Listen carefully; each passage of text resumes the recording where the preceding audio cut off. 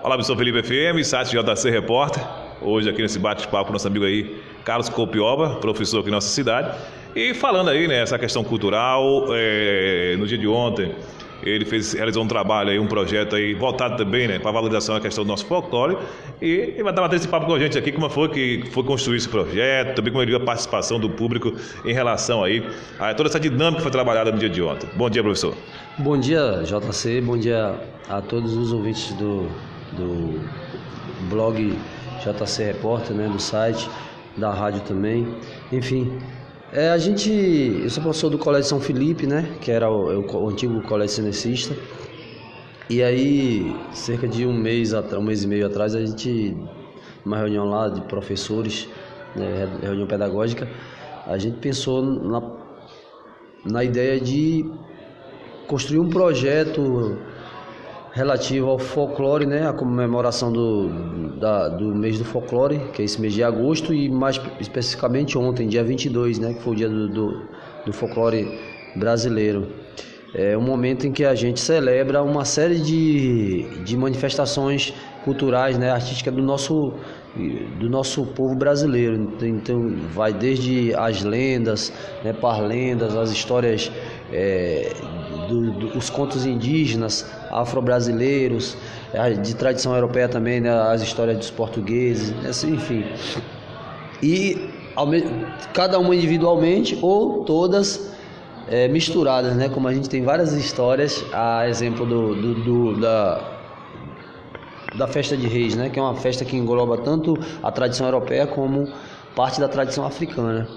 E no caso do folclore brasileiro, o grande destaque é o Bumba Meu Boi. Então a gente teve uma reunião lá pedagógica e propomos lá desenvolver uma atividade que seria parte do cronograma de atividade dos alunos, né? Eu sou professor de arte lá, de filosofia e arte, então a gente propôs que construíssemos junto, né, orientando os alunos, a gente construísse alguns personagens, né, bonecos de alguns personagens, com destaque para o Bumba Meu Boi. E a culminância seria ontem, com a apresentação deles todos, né, com a orientação nossa dos professores, toda a equipe de professores do Colégio São Felipe. E iríamos fazer um cortejo, né, vir aqui até a praça, apresentando com um pouco da performance, né, do que movimenta todos esses personagens. Então você tem desde a série de personagens do Sítio do Pica-Pau Amarelo, que já é conhecida de todo mundo, né, que é as histórias do Monteiro Lobato. Você tem o Bumba Meu Boi, que é um clássico e que está presente no Brasil de norte a sul. Você tem Curupira, você tem o caçador, o vaqueiro, né, que são personagens, figuras não necessariamente folclóricas, mas que foram, né, porque são cidadãos do dia a dia da nossa realidade, né, de Brasil mais rural. Você tem como eu falei, o vaqueiro. Você tem outros personagens que existiram e que foram incorporados ao folclore como grandes personagens históricos, como o cangaceiro, né, as cangaceiras, tal. Você tem os sambadores, as lavadeiras, né, as cantadeiras, as rendeiras, enfim.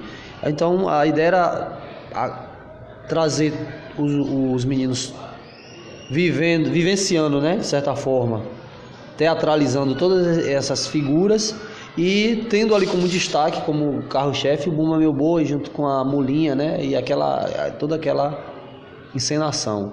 Então foi isso que a gente propôs e que, né, executamos ontem, conforme vocês veem aí nos vídeos, nas fotografias. Ainda retratando sobre a questão dessa valorização cultural, né? Como é que você tem acompanhado aí, né, esse trabalho aqui, principalmente a nível de município, né? Além desses segmentos que você citou aí, né? Diversos segmentos também que tem como raiz aqui o próprio município, né? Essa nossa região aqui do Recôncavo. E ao longo desses últimos anos aí tem se perdido muita coisa, né? As pessoas, principalmente o público jovem aí, não tem abraçado essas questões para dar continuidade. Como é que você tem analisado como professor de história a importância que tem que se dar também para a questão de se resgatar ou se manter as que estão aí viva e ativa, né, para as futuras gerações? Então, eu não sou saudosista, não. Eu acho que a gente tem que preservar a tradição, a cultura, né, preservar até certo ponto, né, respeitando as limitações, porque tem tradições que com o tempo inevitavelmente elas serão elas serão, eu não sei se esquecidas, né, mas extintas. Pelo menos a manifestação delas será extinta. A gente vai poder acessá-las como memória nos livros de história, enfim, no livro sobre cultura ou nas memórias pessoais de alguém. Mas, enfim, a gente não vai poder sustentá-las o tanto. Ou outras vão se sustentarão ao longo do tempo, mas ao mesmo tempo se transformando também, né? No caso de nós aqui do São Felipe, né, que é uma cidade, um município que está no coração do Recôncavo Baiano, juntamente com Cachoeira, São Félix, Maragogipe, Nazaré, que são cidades com mais expressão do ponto de vista de manifestações culturais, historicamente, né, mais expressiva, mas de qualquer maneira nós estamos aqui também e fazemos parte, embora a gente não tenha essa grande visibilidade. E aí, nesse sentido, o que é que marca a gente aqui? Para fazer esse trabalho aí com os alunos, a gente propôs também algumas pesquisas. Na verdade, eu já tinha acesso a algumas coisas, fruto de alguns estudos meus e outros de alguma intenção mesmo de pesquisar sobre isso. Alguns estudos que eu fiz de outra gente pesquisou, mas eu mesmo também, pela minha curiosidade. Então, por exemplo, a gente sabe que aqui já houve várias apresentações de Bumba Meu Boi. E eu lembro de algum tempo lá, eu não sou tão velho assim, né? Eu tenho 36 anos, mas assim, eu lembro ainda nos meus 8, 9, 10 anos de ter presenciado apresentações de Bumba Meu Boi, inclusive ali aqui na região do São Benedito, ali no Mariana, né? No final do Paraguai, que tem a igreja de São Benedito, eu lembro de ter assistido algumas apresentações de Bumba Meu Boi ali. Lembro de algum outro momento aqui embaixo na Avenida CM, ali pelo Seu Neco do Porco ali, né, que é conhecido como Neco do Porco, ali próximo do Posto Atlântico. Enfim, então isso acontecia também com mais frequência, né? Isso acontecia com mais frequência. Uma outra expressão cultural que é muito forte no nosso município, e embora eu venha tentando há algum tempo fazer um mapeamento e para em algum momento mais à frente apresentar para a comunidade, né, não necessariamente, não é um estudo que eu quero fazer, atualmente, até aqui eu não tenho esse interesse, mas eu tenho interesse pelo menos fazer um mapeamento, a questão dos sambas de roda, que são muito fortes em São Felipe. A gente, hoje o mais expressivo é o samba da Vila, né, Vila Caraíbe, mas a gente tem vários sambas de roda aqui no município, vários grupos que não atuam tão organizadamente assim, tipo o da Vila. Você tem ali um samba que se apresenta, como é que diz, continuamente em várias localidades, em vários eventos culturais, né? Já tem esse caráter de ser uma espécie quase de organização mesmo, confraria já pronta. Mas você tem, por exemplo, aqui dentro de São Felipe, tem vários tocadores, vários sambadores, né, como a gente chama, vários sambadores que tocam em samba de roda, que conhecem o repertório do samba de roda, as músicas tradicionais, que sabem as rítmicas, as células as células percussivas, né? Por exemplo, o tipo de toque, né? A organização, né? Você tem um surdo, você tem um pandeiro, você tem enxada ou ganzá. Então tem muito aqui. Às vezes você vai encontrar o mesmo sambador, por exemplo, você vai encontrar ele no samba aqui na casa em Pascoal, né? No samba que Pascoal faz anualmente. Eu não sei, não recordo exatamente aqui o mês agora para precisar. O aniversário dele agora, né? Dia 7 de setembro, acho que vai começar. Agora, justamente nessa época do aniversário dele. Mas você tem, por exemplo, Seu Gino na Patiobinha, e aí o mesmo grupo ou parte do grupo migra lá para o samba de Seu Gino, né? E depois migra para um samba já no Retiro. Então você tem aí no Serrote, que já é Maragogipe, mas que também, como é uma região de fronteira, você não tem necessariamente o sambador só de Maragogipe, né? O tocador de lá, mas daqui. Então o fato esse intercâmbio é importante, importantíssimo, porque mostra que a comunidade tá ligado aí. Mantém uma sintonia, os tocadores e tal. Então esse pessoal migra e você tem, eu falei aqui de pelo menos 3, né, ou 4, mas você tem no município inteiro, você tem vários grupos de samba e várias festas de samba, que é seguida, na verdade o samba segue rezas domésticas, né? Que a gente pode dizer assim, as rezas de santo tradicionais domésticas. Nos últimos anos aí, a gente praticamente está observando aí a existência desses setores aí. Pouquíssimas comunidades hoje estão celebrando essa questão da reza doméstica, como você falou. Justamente, porque a gente chama, o pessoal da antropologia da religião, né? Ele chama ou ciência da religião, melhor dizendo, eles chamam de culto doméstico, né? Que é aquele culto aos santos de devoção, né? Que as famílias fazem em determinada época do ano. Foi muito forte num passado não tão remoto, 30, 40 anos atrás, e aí deu uma paradinha nos anos 90 até 2000, parece que tinha caído, mas agora a gente está vendo também renascer, né? E tem muita gente rezando para Santo Antônio. Esse ano mesmo eu acompanhei muita gente, inclusive jovem, né? Tem Ziro, que todo mundo conhece, professor Ziro, Antônio Ziro, muita gente está fazendo, não fizeram as rezas, né, de Santo Antônio, não com o samba, seguido do samba, mas muita gente também está fazendo junto com o samba.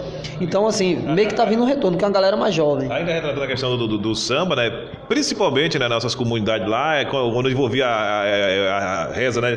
Ladainha de São Cosme, aí, Santa Bárbara e tal, tinha esse incremento aí com mais força, né? Sim, não, com certeza. É tipo assim, porque a gente... A tradição cristã católica, né? Ela, até bem pouco tempo, a gente passou por um período que mudou isso, né? Mas até bem pouco tempo atrás... ela tem uma coisa da exclusividade do culto, né? Tipo, a festa estava relacionada ao profano e o culto ao sagrado. E não se juntava. O que acontece? A gente, na verdade, o Brasil ele já nasce modificando isso. Embora ele nasça, a gente acredite que ele nasça como um país católico, porque vem os portugueses ali, os jesuítas vêm, né, na esquadra dos portugueses, celebra a missa, né, tem toda aquela história do quadro. Claro que a narrativa não é tão absoluta assim, tem uma série de detalhes aí, mas tem essa noção de que o país nasceu católico e essa tradição católica está aí, pervade todos os cantos da sociedade brasileira. Por outro lado, você tem uma tradição indígena que já existia, e uma africana também que chega não muito tempo de quando surge o Brasil, cerca de 20, 30 anos depois, começa a chegar os africanos e eles incorporam as suas práticas. E no caso do indígena e do africano tem uma coisa interessante, que o sagrado e o profano eles estão imbricados. Você não tem, por exemplo, quando eu estou fazendo a festa, eu não posso rezar como os cristãos, né, os europeus. Quando você faz a festa, lá é o contrário, você celebra o sagrado, tudo integrado.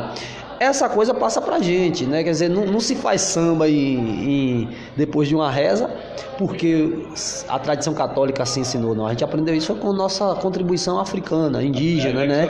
Justamente a tradição de você dançar, de ter a performance de dançar, de sambar, de beber, né? Na tradição cristã isso é quase que impossível. Hoje, não. Hoje a gente já faz... A gente tem aí já há alguns anos, né? O nosso forró das comunidades, em que se tem uma missa, uma celebração e todo mundo faz a festa ali, inclusive na praça da própria igreja, né? Antigamente seria impensável isso, né? Claro que guardadas as devidas proporções, para não dizer assim, que sempre foi assim, que aqui nunca teve. Não teve.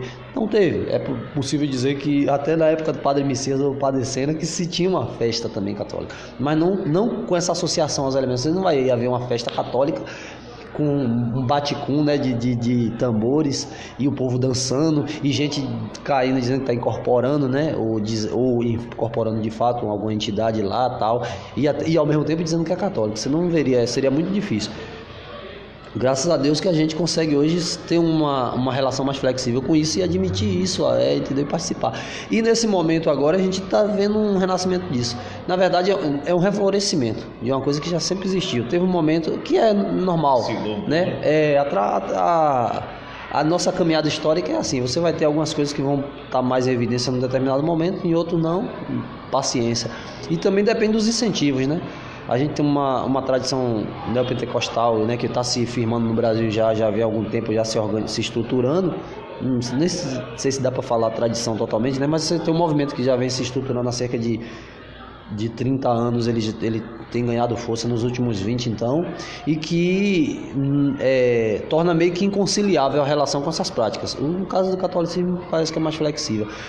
E por conta disso a gente também pode, eu não estou falando como especialista, que eu não estudo isso, mas eu imagino, né, me arrisco a dizer que isso tem, de alguma maneira, teria, né, de alguma maneira nos últimos anos afetado essa expressividade desses movimentos. Mas assim, a gente está vendo um retorno e eu penso que isso também está ligado a essas... Penso não, tenho certeza. Está ligado a essas práticas culturais que nesse momento de celebração do folclore, dessas diversas manifestações, a gente traz. Então, a questão das rezas, dos sambas, né? Elas fazem parte de todo esse relicário cultural nosso e está aí. Como dizer assim, tem o seu lugar de privilégio que a gente não pode perder de vista. Essa questão, quando você traz essa profundidade desse lado cultural, simplesmente a questão religiosa, a gente vê essa abertura que tem hoje, né? E a gente agradecemos também a Deus por isso, né? A gente vê essa questão do movimento, que é do pessoal do movimento do Candomblé, participa das atividades da igreja, faz parte da igreja católica, e entre outros segmentos, a gente tiver a igreja católica mesmo daqui, né? O pessoal de outras denominações religiosas também participando ao entorno ali, fazendo suas celebrações, suas pregações. Isso. Essa liberdade, a gente foi imaginar que voltar ao tempo, como tem a novela agora, né? Era uma coisa absurda, que você consegue imaginar isso, né? Não, claro, é impossível. É como eu falei, a tradição cristã, ela foi já foi muito mais ríspida, né? Pelo menos especificamente a católica, né? Já foi menos flexível em relação a isso, mas a gente já passou por muita coisa. A gente passou pelo Vaticano II, que repensou o diálogo, né, interreligioso e a própria relação com a cultura, né? A gente repensou.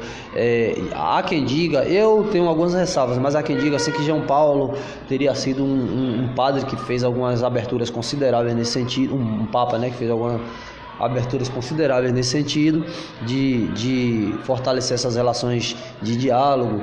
Você teve o Bento também, que um pouco mais resistente, mas de qualquer maneira a caminhada histórica da igreja já estava em outro nível, então ele não conseguiu, embora ele tenha tentado, não conseguiu refrear tanto. E você tem aí o atual Papa, né, que é o Francisco, que é um Papa altamente conciliatório e que tem se aberto ao diálogo, inclusive gerando até alguns problemas internamente dele. Mas de qualquer maneira é como você está falando, a gente fica feliz porque a gente vê que a cultura, a religião, a política, a sociedade, de certa maneira, embora para alguns pareça inconciliável, não, são todos conciliados, estão todos ali no movimento. Quando você discute quando você diz assim, mas aí a pessoa está no candomblé e frequenta a igreja católica e vice-versa, não é simplesmente uma questão do que a igreja determina ou do que o candomblé determina, mas o que a pessoa, como é que a pessoa constrói suas identificações ou sua identificação com essas práticas e como é que ele transita, porque ninguém é só uma coisa. Você é repórter, mas você também é pai de família, você também é católico, você participa do Terço dos Homens, você está em eventos que você nem, de certa forma, talvez nem quisesse estar, mas pela sua profissão você tem que estar e você consegue respeitar e manter imparcialidade, seja um evento político ou religioso. Você vai ao futebol, esses diversos espaços nos quais você está, faz com que você, inevitavelmente, repense, né, como é que você tem que se comportar em relação a esse mundo que é tão diverso, né? O Freud fala o seguinte, né, ele tem um livro chamado Mal-Estar da Civilização, né, e ele vai mostrando como é que as pessoas, vários grupos, precisam conviver numa sociedade cada vez mais diversa. Nós somos plural, nós não vivemos uma cultura monolítica onde só um movimento cultural determina, né, uma religião única, não. A gente tem essa diversidade, ela é um fato. Por mais que eu queira impor o meu, é um fato, ele está aí. Eu tenho que conviver com isso. Por isso que a política é tão loucura, porque tem que negociar muitos interesses, muita gente com, né, interesses diversos. Eu preciso defender o interesse das classes A, B, C, D, né, os interesses ideológicos e político-religiosos de vários grupos. Essa diversidade, ela é complexa e ela é problemática também, porque você vai, quando defende um, ofende o outro. Ideologicamente há divergências também que tem que ser equacionadas aí, e aí você tem que ter um traquejo para fazer isso. Mas é um fato que a diversidade existe. E aí, como Freud diz assim, geralmente a pessoa que melhor consegue se sair na vida é aquela que consegue transitar em mais de um grupo social. Ele fala lá isso no O Mal-Estar da Civilização, né?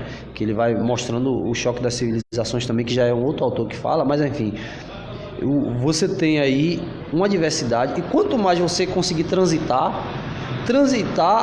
por esses vários grupos, melhor você conseguirá conviver dentro desse mundo diverso. Você terá mais facilidade. É como se dissesse assim, não é que você perde a sua identidade. Não é porque eu vou ao candomblé que eu vou ser do candomblé, eu sou um católico do candomblé também, ou eu sou do candomblé. Às vezes, te cortando aqui, né? O que é que leva a isso também? Eu acho que a falta de segurança das pessoas, né? Tem questão dessa identidade aí, acaba criando essa frustração. Né? Se eu for tal, eu tenho medo de aquele receio, acaba tendo a tendência para poder. Ou até descobrir algum outro lado meu aí que eu, né? Eu não quero que ele aflore, né? Que restrito. Entendeu? E assim, o que necessariamente você não vai perder sua identidade se você for seguro, muito seguro. Agora você vai pelo menos ter uma relação melhor com a diferença. Isso vale para qualquer um. É igual, eu não gosto de futebol. Mas durante a Copa eu assisto jogos, ou pelo menos eu não ignoro o fato. Quer dizer, eu estou falando um personagem aqui, um personagem abstrato. Eu no meu caso, Carlos Copioba, eu gosto de futebol e gosto bastante. Embora, por exemplo, na Copa mesmo tinha uma série de ressalvas. E foi ótimo o Brasil perder, foi a melhor coisa do mundo. Porque imagina, um país que está louco, está completamente transtornado por essa turbulência. Se com esse presidente mais do que louco que está aí, que pegou direitos consolidados já, jogou pelos ares, que fez uma série de políticas contra o país, aí você diz assim, imagina se o país ganha a Copa do Mundo, aí era só festa, alegria. Era só festa, acabou. A eleição não estaria no processo que está aí complexo. Você vê que está tendo uma guerra. Os candidatos, já tem candidato até dizendo que não vai mais em debate. Tamanho o descrédito que está o processo político no Brasil. Mas isso é ótimo, essa crise é perfeita, porque essa crise vai fazer a gente ressurgir. Você só ressurge com a crise, né? Você precisa de uma crise. Nesse caso do futebol, embora eu goste, ele seria usado para quê? Para fazer o inverso, para camuflar os problemas e imbecilizar mais ainda a sociedade. Então, que bom, que ótimo, que maravilha que perdeu. Por quê? Porque faz essa frustração também dá mais principalmente quando você tem um mau exemplo de ídolo como o Neymar, né? Na atualidade é um dos ídolos que a gente tem, principalmente no futebol, que a gente teve tantos outros, um dos mais mal exemplares, né? E que a gente teve, entendeu? Um menino mimado, desrespeitoso com todo mundo, em pleno jogo da Copa do Mundo, mandando o juiz tomar em algum lugar, tal, enfim, na câmera, entendeu? Esse menino que seria ídolo para as crianças, que referência a gente vai ter num país que a gente tem certo problema com a questão da educação infantil, né, da adolescência. Então, foi bom, foi ótimo por essas razões. Por outro lado também, aí a gente volta para aquele campo da tolerância. Isso não significou dizer, embora eu não estivesse tão animado, não significaria que eu tivesse que ficar contra todo mundo porque torcia ou enfeitaram a nossa rua lá, a gente, né, de alguma maneira lá contribuiu e tal. E beleza, né? Justamente, mas não precisa. E por que eu fiz isso? Porque o meu nível de tolerância, pelo fato, como eu falei, de eu ter o trânsito, ele já é mais tranquilo. Outros colegas meus foram radicais, não. E outros acharam que não, que eu tinha que levantar, hastear até a bandeira. Então, você sempre vai do céu ao inferno, né? E o bom é a gente pensar o meio do equilíbrio ali, né? Nem tanto, nem tão pouco. O equilíbrio é sempre mais razoável, né? Do que os outros extremos. Embora, por vezes, seja necessário ir a um ou a outro dos extremos, né? E no sentido dessa convivência de harmonia, você só constrói dessa maneira. Não adianta você pensar que eu vou por outro caminho, que você não vai. Não vai. Porque a tendência... Até porque... A ausência de reconhecimento da diversidade, ela existe porque existe um sentimento de que o seu modo de pensar é superior aos dos demais. Então você gera uma um afastamento, né? Você gera você não consegue mais, você vê por que muita gente, eu não vou para um negócio de festa de bumba meu boi, negócio de não sei o que, essas coisas, isso do mundo, essa coisa que o discurso, festa mundana, né? Festa mundana, festa não sei o que. Não, aquilo ali são festas comuns, como você chegar dentro de casa com sua família e comer uma carne. Claro, né, com seus amigos e tal. O que a gente está dizendo é que, ao mesmo tempo, quando você faz essas festas, elas estão relacionadas ao processo de sociabilidade e de reforço dos laços nossos. Uma coisa principal nisso é o quê? Identidade.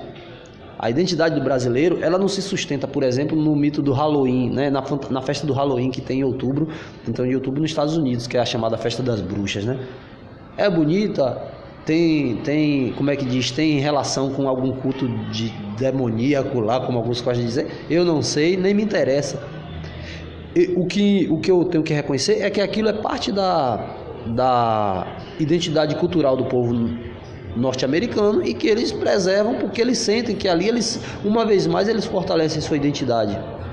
É parte da tradição folclórica norte-americana, assim como nós temos o nosso bumba boi, boitatá, o boto, o não sei o que, o lobisomem, o nego d'água, né? A gente tem uma série de manifestações culturais próprias nossas que nos dão um veio, culturalmente nos apontam para algum...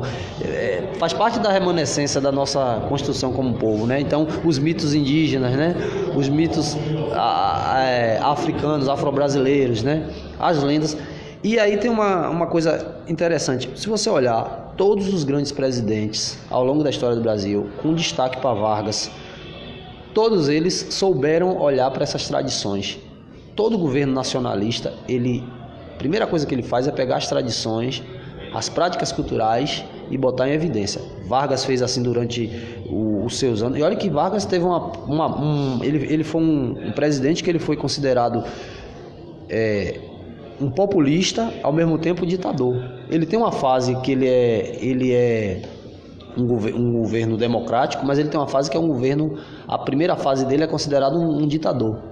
Inclusive persegue algumas lideranças políticas que são contrárias ao Partido Comunista, entendeu? Entrega para os nazistas a mulher de Luiz Carlos Prestes, Olga Benário Prestes, né?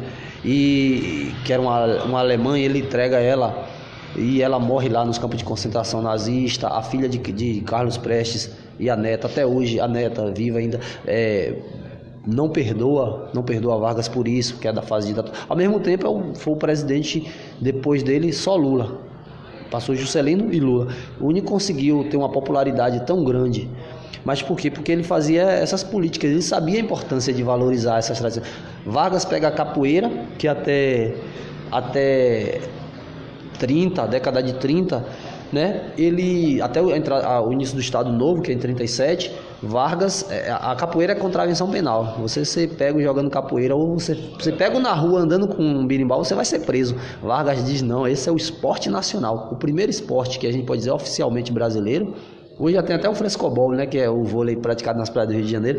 Outro dia eu vi alguma coisa falando que estava alçando a categoria de esporte genuinamente nacional. Tem outros, né? Mas a capoeira, ela entrou no governo de Vargas lá na década de 30, na segunda metade, como esporte oficial. Ele leva a bimba para o Palácio do Catete, né, para oficializar, sai nos jornais. Então, porque ele sabia que a capoeira era embora vista pelo Código Civil de 890, né, do século XIX, embora vista como contravenção, a sociedade, quer dizer, o Estado, as elites determinavam assim, mas o povo praticava capoeira. Todo mundo praticava. Então era um elemento que aglutinava a gente, né? Quando tinha uma roda de capoeira, todo mundo ia. Os coronéis usavam capoeiras para fazer serviço de jagunçagem, que usava aquele cara para perseguir um outro coronel ou matar alguém que era de sua, qualquer que era de sua desafeição, né? Então a capoeira estava ali, ali, mesmo sendo perseguida. Vargas, quando tinha interesse particular, isso sabia se utilizar. Justamente. Vargas tem a sacada que, poxa, o povo gosta disso, então vamos nos apropriar, que as elites sempre fazem isso, né? E no caso dos políticos, ele melhor do que ninguém tem essa percepção. E aí cada vez que a gente valoriza a capoeira, a gente está valorizando parte de um um instrumento cultural que está intrinsecamente ligado à nossa identidade como povo brasileiro. A capoeira, tanto é que o mundo inteiro vem aqui para aprender capoeira, né? E fica bestificado. E tem uma coisa interessante que alguém falou outro dia: a capoeira, ela faz você parar e ela faz você entrar na roda de alguma maneira. Mesmo que você não vá lá lutar, mas você fica parado olhando. Então tem uma metáfora aí como é que diz? Da sujeição, né? Da sujeição àquilo mesmo. Eu não sei, mas eu admiro o movimento que está lá. Então as autoridades políticas, eles sabem disso, né?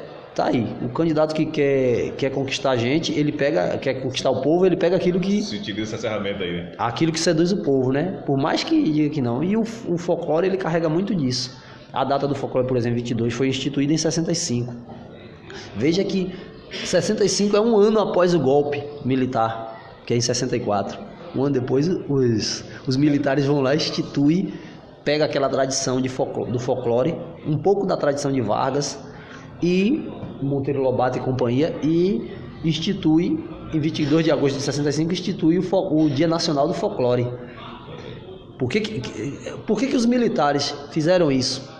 Porque entendia que no reconhecimento dessas tradições populares, né, manifestações culturais populares, ele poderia encontrar um grande apoio, né, da população. Imagina que você institui essa data e foi produzido todo um calendário em torno daquele dia ali, entendeu? Então você vai chamar aí aquele senhor, aquela senhora que sabe tocar uma maraca, ou que sabe pegar uma rede e fazer uma dança com cesto, né? Ou fiar, que passa a ser personagem da cultura brasileira. Esse pessoal todo vai entrar vai ganhar uma certa visibilidade, nem que seja naquele dia só, depois, né? Mas de qualquer maneira isso dá. E aí isso automaticamente, não, esse é o cara, o governo é esse. Por que a indústria do cinema no Brasil, nos últimos 13 anos, que Gil foi ministro, né, os 2 primeiros mandatos de Lula, o cinema brasileiro deu um salto fantástico. Ele viu, o momento mais áureo dele foi agora, um investimento entendeu, altíssimo no cinema nacional. E outra coisa interessante foi que muito do que se produziu de cinema nacional foi justamente da cultura popular. A gente tem uma série de documentários sobre samba de roda, sobre rezadeiras, sobre capoeira, sobre produtores de santos, escultores de santo, né? Sobre rendeiras, sobre essa coisa que está relacionada à cultura popular. Tudo, você tem documentário sobre tudo isso hoje. Se você entrar lá no YouTube, você vai achar, tem um acervo absurdo. E o cinema, que é uma outra forma de produzir cultura e produzir arte, focou nisso, que era uma coisa que também na época de Vargas houve o DIP, se não me engano, e o INEP, que eram institutos, né, que produzia filmes para fazer a propaganda do governo getulista. E esses filmes tudo se focava nisso. Você tem filme na década de 30 em que o cineasta ele filma um João de Barro produzindo a casa. Ele bota a câmera, vai pro mato, o filme é todo em preto e branco, e lá o João de Barro produzindo a casa. Aquilo era para mostrar a riqueza da cultura nacional. Então essas coisas todas, nada é aleatório, né? Você vê que de longa data vem, e aí você vê uma vez mais a valorização dessa cultura. Por vezes, o nosso complexo de vira-lata, como diria Nelson Rodrigues, nos faz pensar que a nossa cultura é menor do que a cultura europeia ou a cultura norte-americana, né? Então, às vezes os meninos, você vê, os meninos é muito comum, né? Porque estão influenciados pela coisa da cultura da informatização, né, das redes sociais, acha muito mais bonito, eles tendem a achar, até por influência do cinema hollywoodiano, que o Halloween é uma festa muito mais bonita e mais fantástica do que as nossas aqui, é o nosso Bumba Meu Boi, é o nosso carnaval de mascarada de Maragogipe, enfim, aí querem isso, que eu também não ignoro não, o que eu acho que é fato é que o que eu acho que é fato é que você tem uma série de tradições culturais próprias, nós temos, que tem que ser revalorizadas, né? Trazidas mais à cena. E aí, como um educador, eu e acho que os meus colegas, né, a gente somos chamados a fazer esse papel, né, de preservar isso um pouco mais. Muito bem, vamos aqui dando sequência aqui esse nosso bate-papo com o nosso amigo Carlinhos. Temos aqui a Marcele Souza, está nos acompanhando ali. Quem mais aí? Orlando Santos, né? Bacana aí essa fala aí do professor. Então aí o pessoal que está interagindo aí, né? Mais tarde também você está acompanhando aí no meio-dia, no programa JC Repórter, esse nosso bate-papo aqui com o professor Carlos Copiola, no dia de hoje, falando sobre um pouquinho da história, né, das tradições aí culturais de nosso município. Algumas citações aí tendo realmente nos chamados a atenções em relação aí a essa questão da valorização cultural. Você acha que diante da situação que nós estamos vendo tão forte do capitalismo, alguns setores, segmentos nessa área cultural, como não tem essa visibilidade, né, de se tornar aí rentável, na verdade, em termos financeiros. Exemplo claro, a gente vê o debate na própria Igreja Católica, né, que temos aí o período natalino, né, e se quebrou isso muito com a introdução aí do Papai Noel. Então se tirou aquela simbologia de que é realmente o nascimento de Jesus Cristo. Então outro segmento também tem se atrelado também essa situação aí, e tem desfocado um pouquinho o sentido por não ter tão forte a visão do capitalismo, professor? Não tem para onde correr, né? O capitalismo ele entrou em todos os, como é que eu diria, todos os poros da sociedade. No mais impensável ele está presente, né? Basta dizer que o capitalismo conseguiu tornar o corpo mercadoria. E eu não estou falando, né? Mas, por exemplo, sempre existiu a prostituição, claro, é considerada do início do mundo, tudo bem. Mas não tinha esse apelo que tem entendeu? Atualmente. Atualmente alguém, por exemplo, há muita gente que opta por ganhar a vida, né, dessa maneira, porque você vê que há uma série de oferta de capital pelo corpo, inclusive através de uma desvalorização. Não é simplesmente, não tem um contexto. Aliás, não é nem contexto. Não tem o mesmo significado a prostituição hoje em alguns contextos da nossa sociedade atual que teria na sociedade antiga e que na nossa também tem, né? De uma necessidade gritante que tem de alguns seres humanos ao ponto de se submeter a isso. Mas o capitalismo força. Você vende tudo. Você vende a religião. Haja vista a série de... a feira de religiões que a gente tem hoje aí, né? Essa feira de religiões é justamente fruto dessa ética capitalista que está aí permeando tudo. E nesse caso das tradições culturais, do Papai Noel, que o Papai Noel também, ele é uma tradição legítima, né, onde ele surge, né, tá ligado, inclusive é um santo da Igreja Católica, Santo Nicolau, se eu não me engano, né? Mas assim, o mercado entendeu que ele conseguiu transpor sobre a personagem principal desse momento, que é o Jesus, né, que nasce ali e tal, no 25 de dezembro, conseguiu, o Papai Noel, de certa forma, ele conseguiu ganhar uma visibilidade muito maior. E o mercado, ele foi, né, então você até porque como o Jesus ele está relacionado ao caráter religioso, estritamente religioso, o Papai Noel meio que já transcendeu. Ele é uma personagem que não tem essa relação tanto com a tradição religiosa. Ele não tem a obrigatoriedade a obrigação de estar estritamente ligado à tradição religiosa, então ele pode agradar todo mundo. É como se pegou um e substituiu pelo outro.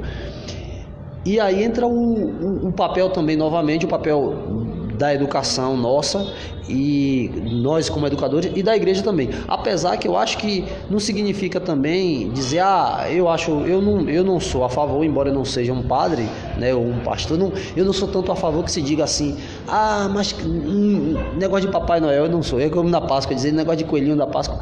Não, acho que as coisas podem, né, se conciliar. Agora, a gente tem que saber estabelecer o que é prioridade. Nesse caso, o Natal é a festa do nascimento de Jesus. Então, a prioridade é ele. Eu acho que tem que a sociedade como um todo, se ela se diz cristã, produza autos de Natal em que, antes de vir em primeiro lugar a figura do Papai Noel ou qualquer outra figura, ou qualquer outro personagem cultural, venha o Jesus Cristo.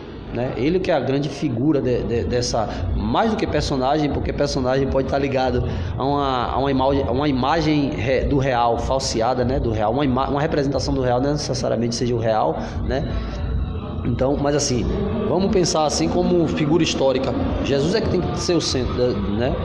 Eu posso ser de qualquer religião, mas tanto é que todas as grandes religiões reconhecem, né? Mesmo um budista, ele reconhece ele legitima essa figura dentro da cultura ocidental, pelo menos, ele legitima. E aí, eu acho que a gente teria que pensar as práticas culturais nesse sentido, de preservar ele, né, de trazer ele para a cena como a prioridade, como a ponta de lança, né, como para usar uma figura bem radical, uma figura de linguagem bem radical.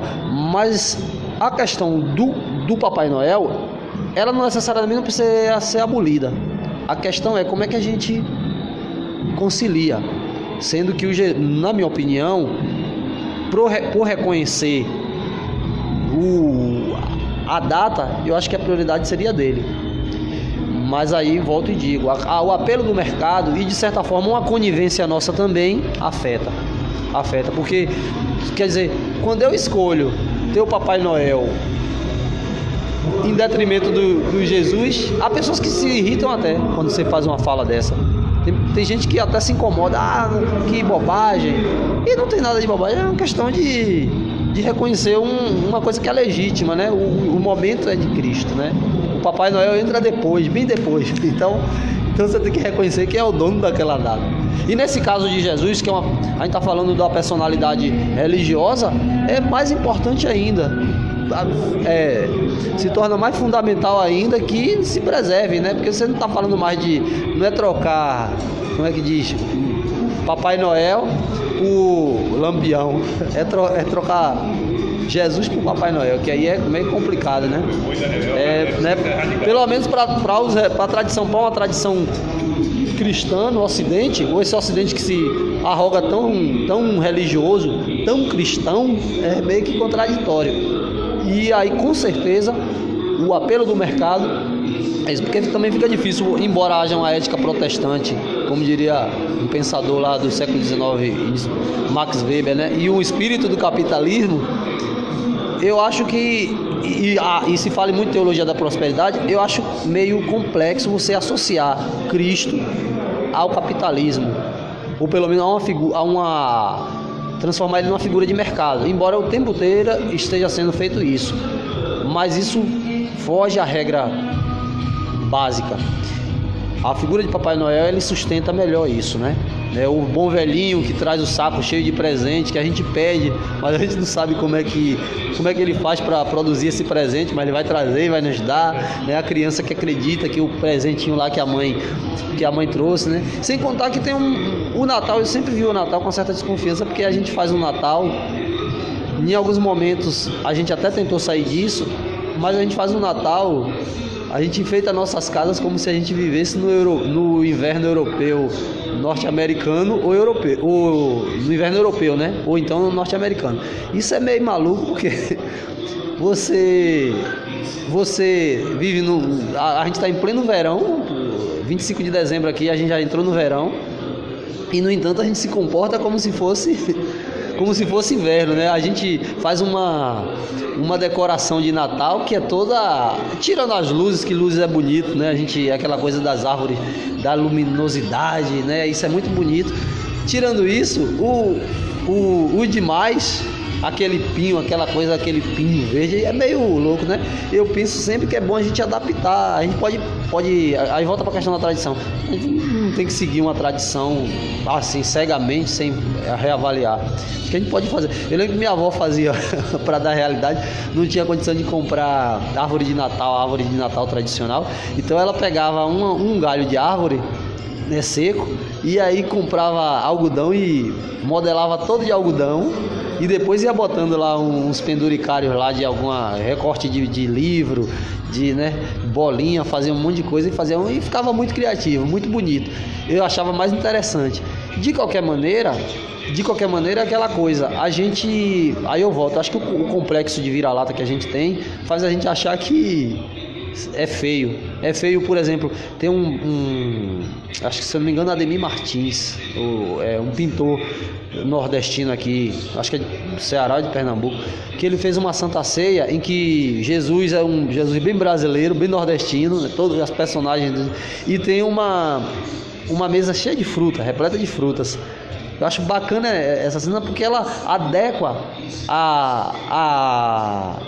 cena bíblica da Santa Ceia é o nosso cotidiano. Então isso é, né, mais bonito, é mais original e dialoga melhor com a gente. Isso é uma coisa que sempre se fez, aliás, adaptar uma determinada realidade cultural a outra na qual ela chegava, né? Os jesuítas, o que eles fizeram quando eles quiseram catequizar os indígenas? Eles começaram a fazer autos, que eram peças, em que eles retratavam a cultura evangélica, né? Os evangelhos, eles transformavam em peças e adaptavam às tradições indígenas. Então eles faziam quem é o grande Deus, né? O Deus Pai na tradição indígena, Tupinambá, o Guarani, é Nhengatu. Então, né, Nhenga. Então eles pegavam e transformavam o Deus em o Deus Pai da tradição cristã em Nhenga, e aí eles faziam uma peça adaptando. E por muito tempo eles fizeram um serviço que teve certa eficácia. Por isso que a questão a questão da adaptação é mais interessante e ela faz também com que a gente se desvencilhe um pouco dessa tradição. Porque você sabe quanto é você pagar por uma árvore de Natal nos mods como é vendido aí, tradicionais? Quer dizer, uma árvore de Natal uma árvore de Natal básica não sai menos de 30, 40 reais. Se for botar um pisca considerável, claro, hoje já... Entender? Coisa básica, né? Coisa básica. Fora presente que você vai dar aos outros, porque tem esse apelo que você tem que dar presente. Não, você tem que partilhar, abraço, sorriso, amor. Dar presente, comprar presente caro para dar, porque é Natal. Mas é como a gente volta e diz, a imposição do capitalismo ela é perversa, ela chega infiltra tudo. De maneira que se você não dá o presente, você fica se sentindo alguém menor. Poxa, eu não tenho dinheiro para comprar um presente. Você tem até vergonha. Quando não deveria ser assim, mas isso é porque a gente vai se deixando levar pela onda, né? Então, acho que exemplo claro disso hoje é com a chegada da tecnologia, né? Cada dia que passa, nós temos aí, né, um novo smartphone, um novo celular, a última geração, e a gente ficamos daquela loucura. Se a gente não tiver um daquele, a gente não está legal, não dá bem pra gente também, né? Aliás, basta dizer que, em geral, mais de 80% dos usuários de celulares de alta qualidade só usa cerca de 5 aplicativos, 5 funções, né? Para nem dizer aplicativo, mas usa uma câmera, que é a mais comum, que usa inevitavelmente o tempo todo está usando, usa câmera, o WhatsApp, microfone, né? Para fazer uma pesquisa, uma vez pesquisar no Google lá, você usar o áudio, na pesquisa via áudio, sistema de voz, você usa um GPS, que é motorista. Isso é coisa que a gente nos preocupa nesse sentido, né? Que a preocupação, como você falou, né? Um gravador, as pessoas hoje, quando querem fazer uma pesquisa, você apertou ali, né? Tal coisa. Nem escrever, que tem esse trabalho de escrever, né? Não quer mais. E aí, justamente. Aí, essas coisas, ao mesmo tempo que a facilidade que a gente quer, mas por outro lado, a gente perde muito também. Porque, por exemplo, quando você não tem o trabalho nem de digitar mais, você já perde um pouco do desenvolvimento de sua habilidade de escrita, né? Porque você não quer nem digitar, então, embora que até o cursor lá, se você digitar errado, vai aparecer lá a forma correta. Mas a gente vai... Essa sensação de comodidade que a gente tem, ela força a gente a isso. O que nos preocupa também é essa questão da dependência que nós estamos criando aí desse sistema, né? Sim. Quando eu falei para você do Mal-Estar da Civilização, que é o livro de Freud, que ele diz, ele fala uma coisa interessante. Ele diz assim nesse livro, ó, a gente vai evoluir, a gente vai conseguir, nós vamos chegar no nível de evolução que vai ser dos mais fantásticos, mas ao mesmo tempo também a gente vai se destruir, autodestruir, porque a gente vai evoluir a tal ponto que a gente não vai conseguir nem conviver com a gente próprio. E estamos chegando a isso, né? Isso, entendeu? Por exemplo, você tem um celular em que você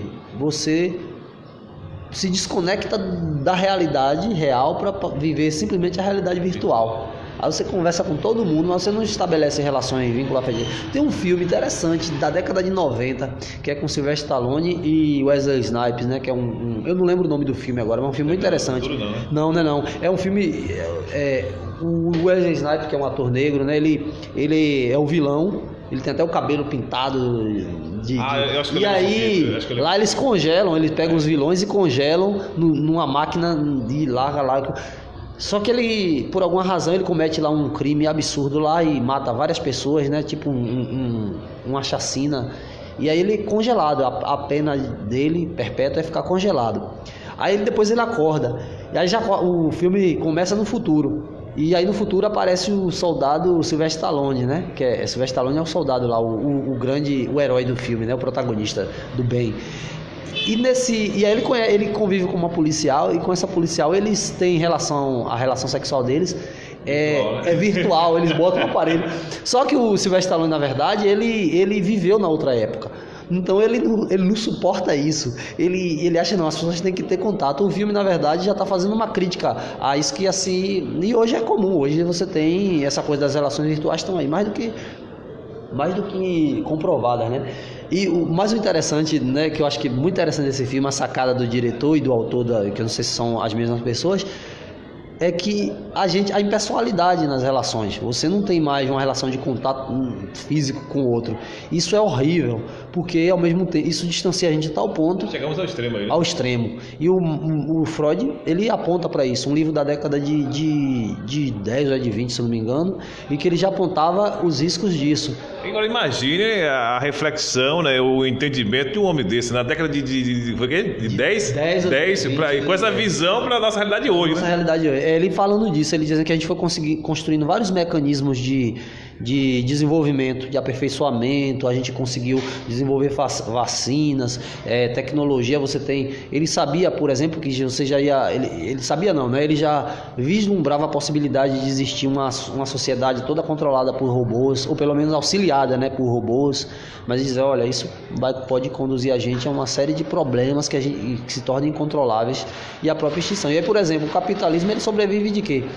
De uma minoria, que acessa o melhor do que há de tecnologia, e uma maioria que não consegue nem acessar a vacina básica no período mais da idade mais tenra, né, da criança. Aí eu tenho essa reflexão do filme, né? O que é que retrata, né? A gente falando sobre essa questão da própria sociedade, ele traz uma coisa muito clara, né? Que aquela sociedade hoje, os povos de baixa renda, que era o lixo da sociedade, que vivia no esgoto, naquela tubulação de esgoto, naquela geração futura. Justamente. Aí você vai... Que loucura, né? O bate-papo tá até parecendo que é meio... A gente tá fazendo uma análise a partir da cinematografia, né? Mas, por exemplo, as Tartarugas Ninja. Tem um filme mais contemporâneo que fala disso, o mundo... Houve um domínio, e aí de uma determinada classe da sociedade que tinha poder, e aí os rejeitados, eles vão todos morar no subsolo, né? E lá eles constroem um mundo ali tentando dar o golpe novamente e voltar à camada. Mas aí o que acontece? A camada principal, o que acontece? É justamente isso. A alta tecnologia, ela é muito cara. Ao mesmo tempo, ela tem que ser pensada para todos. Quando ela não é pensada para todos, ela gera uma crise de grupos, né? De classes. Teve um candidato que falou: se trabalha e perde direito, ou não tem emprego para ninguém. E a verdade a gente sabe que não é assim, né? Nos debates aí. Tem que ter direito. Você não pode conceber alguém ganhar, por exemplo, 10 mil e não querer pagar 1.000 de salário. Alguém que tem acesso, tem o seu salário de 10 mil e não querer pagar alguém que ganha, que só cobra um salário, né? Então isso é injustiça da sociedade. E se alguém tem de mais, é porque alguém tem de menos. Se Neymar vai fechar o ano na casa dos seus 30 milhões de dólares, é porque alguém não está tendo nem $1. Falando em Neymar, o ator americano aí, né? Foi o ator mais bem pago desse ano, mas recebeu 239 milhões, já pensou? Imagina a loucura de como é que... Eu falei 30 milhões, mas Neymar não é só isso, não. Eu fiz aqui eu falei até uma bobagem aqui, que ele ganha muito mais do que isso. Se o autor ganha isso, não imagina, né? O ator ganha isso, imagina. Mas assim, o acesso a todos esses benefícios, ou ele se dá de uma forma horizontalizada, né, que chegue a todos, ou ele vai gerar essas crises, porque quem necessita, quem quer ter também, vai reivindicar de alguma maneira. E aí você vai tendo sempre esses conflitos. E bancar tecnologia de ponta não é fácil. Não é fácil. Por exemplo, a gente não se dá conta, mas um celular, né, desse aqui que alguém pode estar nos acompanhando, e o que a gente está usando aqui para transmissão, uma bateria de lítio, ela é uma exploração absurda de minério, a mão de obra escrava. Você tem regiões da África do Sul onde se explora uma série de tipos de minérios especiais para ser usado nas indústrias tecnológicas, que é um horror a cena. Lá você vê a exploração. Teve até um escritor argentino, o Carlos Vargalhosa, que fez uma denúncia disso.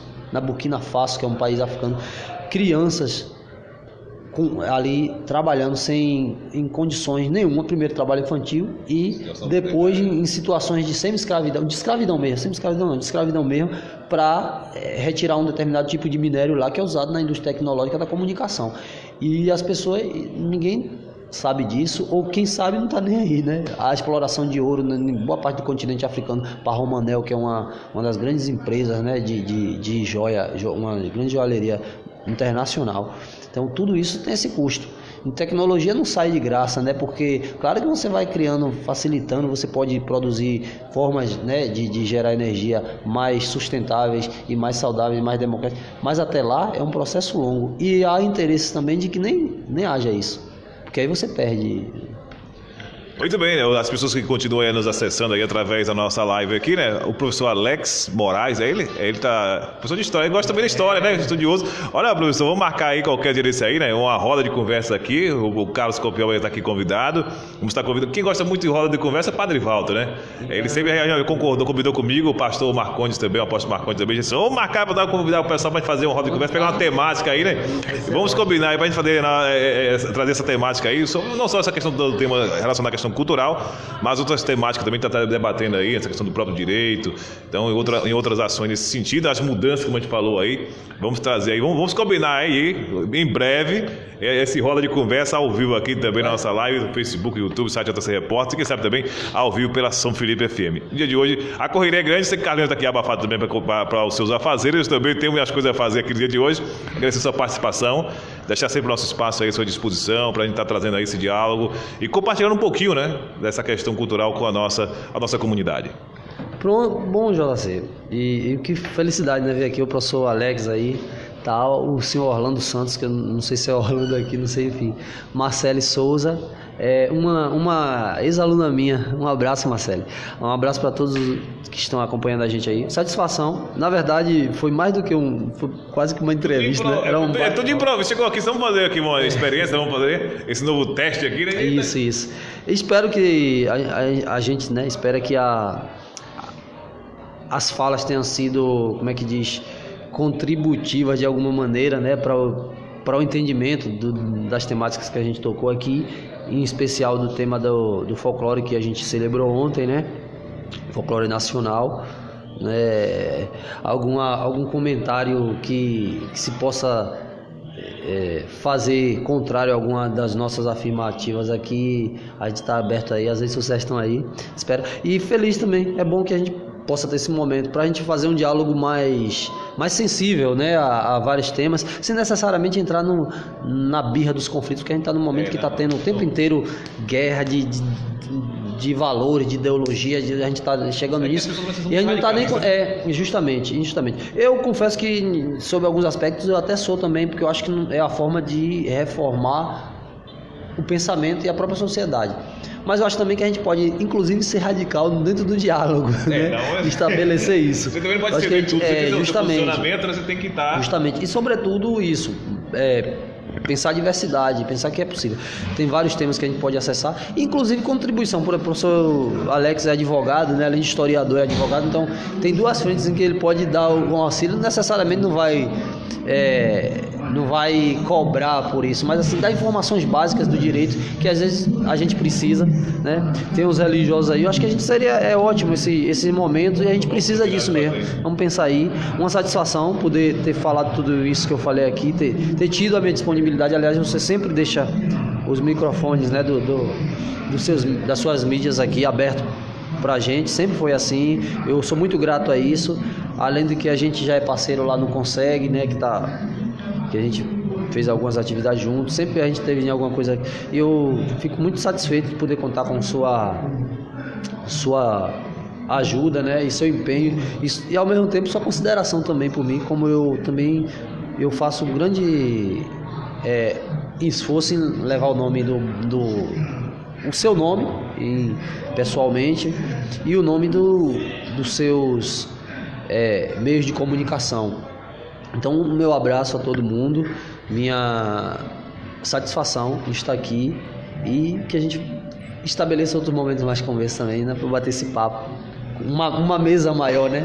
Além da mesa maior, e o próximo a gente vamos estar combinando já aqui, né? Para falar um pouquinho sobre o seu livro, né? Que a gente ficou de combinar tal, e vamos trazer seu livro apresentado também para nossos internautas e falar um pouco da história e os próximos trabalhos também, voltado aí a essa questão também, que o homem também é escritor, né? Além de professor também, tá aí também escrevendo. Pronto. Eu vou. A gente vai vir aqui com ele, né? Trazer aqui a minha cria, meu meninozinho que eu pari o ano passado. E, na verdade, eu acho que eu já falei isso em outro momento. Tô devendo ainda à comunidade o lançamento oficial dele, né? Não fiz ainda. Mas, assim, uma série de demandas. Esse ano eu tive que dar conta do meu casamento aí no início do ano. E depois veio a questão. O ano tá complexo mesmo, a gente tem uma série de coisas e ainda não pude, né? Não pude organizar, mas em breve a gente vai estar. E nessa entrevista mesmo eu vou poder falar um pouquinho dele, que bom. Para mim vai ser um prazer enorme.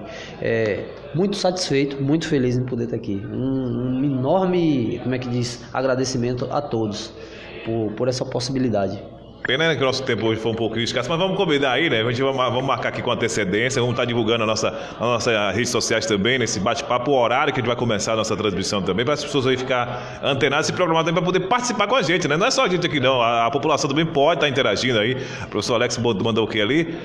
Uma conversa... Oh, meu Deus! Aonde, professor? Eu não cheguei a esse nível aí, né? Não, viu, professor?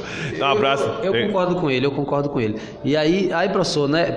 Vamos para ele pra ele sair desse lugar aqui, né, de abnegado, né, falar para ele, né, que teve um intelectual chamado Gramsci que dizia que a sociedade é cheia de intelectuais, né, os intelectuais orgânicos, que são pessoas que concretamente põe o pensamento para andar, põe em prática. E você é ninguém mais do que você aqui em São Felipe, que é alguém que como é que a gente diz? É o senhor da comunicação, é o homem que estabelece, né, que dá a possibilidade de eu estar veiculando meus saberes e o de outros colegas, né, para a comunidade inteira. Então organicamente você é um intelectual também. Então não seja um intelectual da pesquisa a fundo, mas organicamente você é, porque está pondo, né? O gari desde quando ele pensa transformar a sociedade a partir do seu ofício de gari, ele é o intelectual orgânico, ele está atuando também como intelectual. Intelectual é essa pessoa que pensa culturalmente, teoricamente, mas também que não apenas pensa teoricamente, mas que tenta pôr em prática, né, de alguma maneira. Então, porque também ficar só pensando e falando, imagina se o padre falar tudo aquilo e não pôr em prática, ele porá o discurso cristão todo por terra, né? Ele não dará sustentabilidade. Então é isso. Você também é intelectual, com certeza. Eu acho que o maior segredo para que eu faço é aquela questão de eu não ter o medo de errar, né? Se errar, não, as pessoas não ficam preocupadas. Não, eu vou porque naquela hora eu tenho medo de chegar lá e aí... Não, eu vou apostar, né? Vamos tentar? Vamos tentar. E se der certo, né? Beleza. Se der errado, vamos buscar corrigir, né? Aquela questão, nem claro. Tudo de início a gente vai chegar lá e vamos ter êxito no que vai fazer, né? Então, através da persistência, com certeza, chegaremos aí o nosso objetivo onde nós queremos, né? Então, a gente sabemos, como estamos aqui na live ao vivo, como estou na rádio também ao vivo, essa questão do rádio me traz essa segurança. A gente sabe que não é fácil, que a gente está lidando com pessoas do outro lado, a gente começa com um deslize, né? Uma falha, às vezes, fulano estava lá, daí, ó, que deslize que fulano cometeu, né? Mas não quer estar na pele da pessoa naquele momento, para saber o que está se passando, tantas situações ali, né, para se revertir daquilo. Mas é isso aí, não tenho medo, né? A questão de dizer, vamos fazer, estou ali para fazer, eu dentro da minha maneira, do meu conhecimento, está ali para contribuir. Geralmente quem executa tende a ser mais eficaz do que quem planeja. Artistas plásticos, por exemplo, é um caso clássico. Você faz uma faculdade, né, uma academia de arte plástica para ser artista, ou então pelo menos para ter uma formação em arte plástica. Mas geralmente os grandes artistas, a grandíssima maioria, ele necessariamente não se apega tanto a fazer uma academia. Às vezes vão fazer academia e já tem uma carreira estruturada lá para frente. Ele faz como um exercício de aprimoramento e tal, mas o artista em si, ele é aquele que já executa, sem necessariamente ir lá, né? Ele é aquele que produz, que pinta, não é o que vai estudar a técnica ideal. Aí quando você concluir aquele processo, é alguém que está na prática já está na frente. Já está na frente, justamente, entendeu? Então é assim. A escrita também. Quem gosta de escrever não escreve porque quer ganhar um prêmio, escreve porque quer escrever. Nossa, se identifica. Né? Então é isso. Então, concretamente, é mais eficiente quem executa, quem põe em prática. Como você disse, sem medo de errar. Errar é inevitável. Faz parte das coisas de correr, né? E aí da gente não errar, se nós já somos soberbos sem errar, imagina. E nós chegamos aqui, né? Eu convidei nosso amigo Carlos aqui. Vamos fazer um bate-papo, vamos fazer aqui uma transmissão ao vivo na live. Fechado ao tema da questão do folclore. Quantas coisas nós abordamos aí nesse pequeno tempo aí, né? Que nós participamos aqui. E o professor Alex, né? Que está nos acompanhando aí. Alguém mais que indicado, né? Para estar discutir esse tema com a gente também, né? Homem que é interessante. Pelo que eu sei, ele não vai conversar, ele não vai ser convidado, não vai ser convocado, né? Convocado. É isso. O homem que gosta de pesquisar sobre a cachaça, que é um dos elementos da nossa município e que, aliás, tem muitas histórias, né? Lendas e muitas histórias folclóricas em torno da cachaça, né? Haja vista o nosso município, que é um município de tradição. Ainda no ponto que você falou dessa questão da tradição e algumas questões históricas, né? As maneiras que as pessoas chegam, né, para o consumo, né?